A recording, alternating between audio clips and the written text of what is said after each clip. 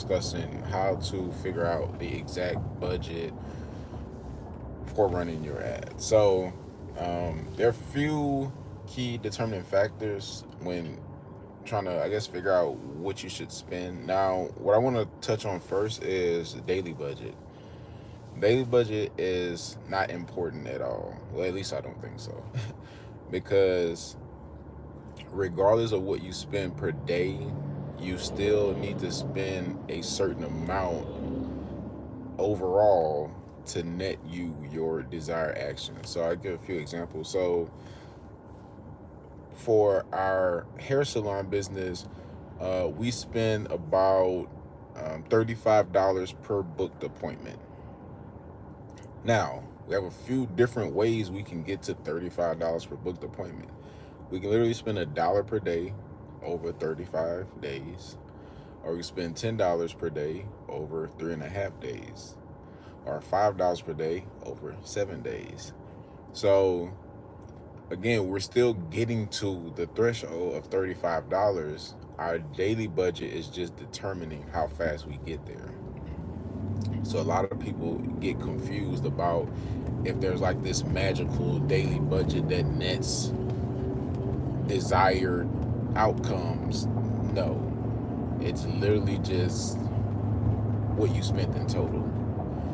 Now, you specifically, maybe you're not already getting conversions or bookings or whatever it is that you're trying to get, so you don't really know what to spend. I always recommend spending like $5 to $10 per day. And from there, you want to already have predetermined the most you're willing to spend to get a customer. But you have to be realistic. You can't be like $5 unless you're selling something for $10 or $15. You have to also figure out like what multiples on your money like you're happy with. Meaning, if you're selling $100 product and your cost to acquire the customer is 25, that means that's a 4x multiple. Or your cost is $50, that means it's a 2x. And like basically, like, 25 is a quarter of $150 is half of 100. So you're essentially like either doubling your money or quadrupling your money. Realistically, e-commerce, if you were to hire someone to manage your ads for you, they would like pat themselves on the back if they can get you a 3x on your money. Meaning, if you're selling a $300 product, they would basically be happy if they were getting you customers for 100. So that's like a good like rule of thumb, somewhere to start with. Like 3x times your money is decent. It's okay. Digital products, most people be happy with a 2x, meaning you're just essentially doubling your money because it doesn't cost you anything to fulfill on the digital product. So you're basically just like printing money at that point.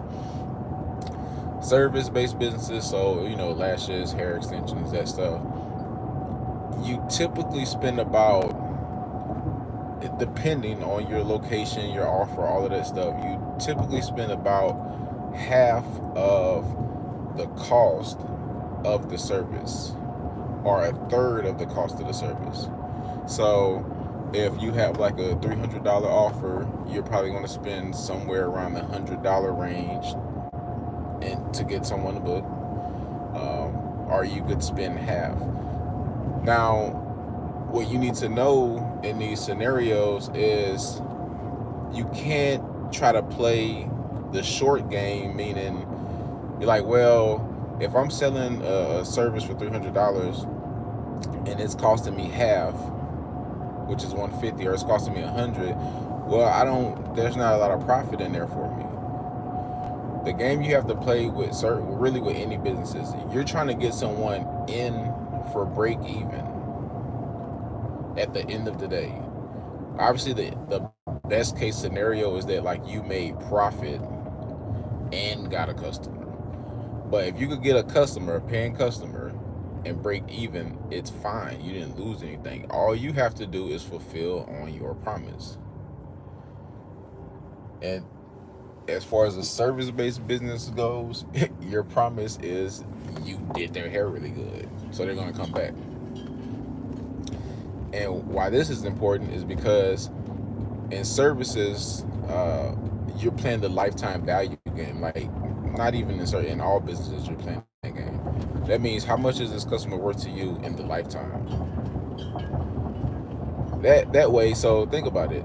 If someone on average, your customers are sticking with you like 2, 3, 4, 5 years. How much are they spending in that entire time? 2,000, 3,000, $10,000. Let's just, for sake of argument, say on average, your clients or customers stick with you like 3 years, and they spend like $5,000 in your business.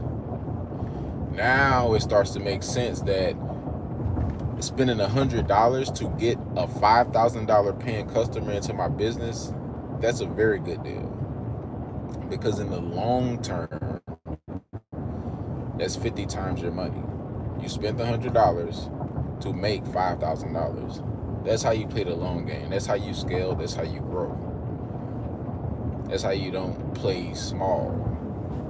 Then all of the math starts to make sense on ads. But again, a lot of people, they play the short game and they're not really even in business for the long term. A lot of people just like hustling and don't even know it. But they present themselves as like business owners. But you know, when it's time to spend some money to start getting some customers, I've even dealt with people that are like too pretentious to run ads, because running ads makes them look like desperate. But the crazy part is that these people literally don't even have customers at all. Like literally struggling, bills behind, no type of crazy shit. Because they have this mindset that spending money to get a customer is beneath them and it's embarrassing and all of that retarded shit.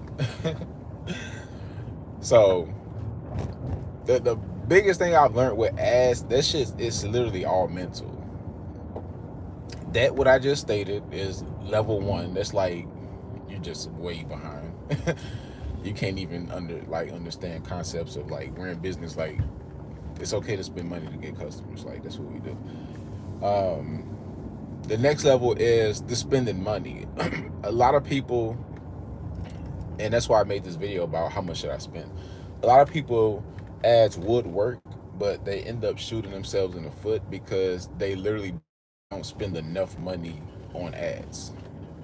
They turn their ads off way too early before their ads even had a chance to net them the desired result, because what they were paying attention to was how long their ads was running, and they weren't paying attention to how much money was spent, which is the important thing.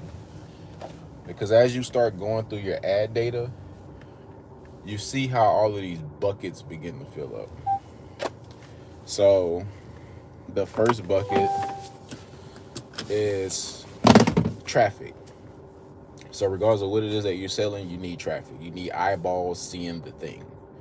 So I always base this on 100 visitors. So most e-commerce sites convert at 1%. That means every 100 people you send to your site, you get like one buyer. One person takes you up on your offer. Also, you start getting add to carts, like people adding products to cart, people initiating checkout. It's literally all math.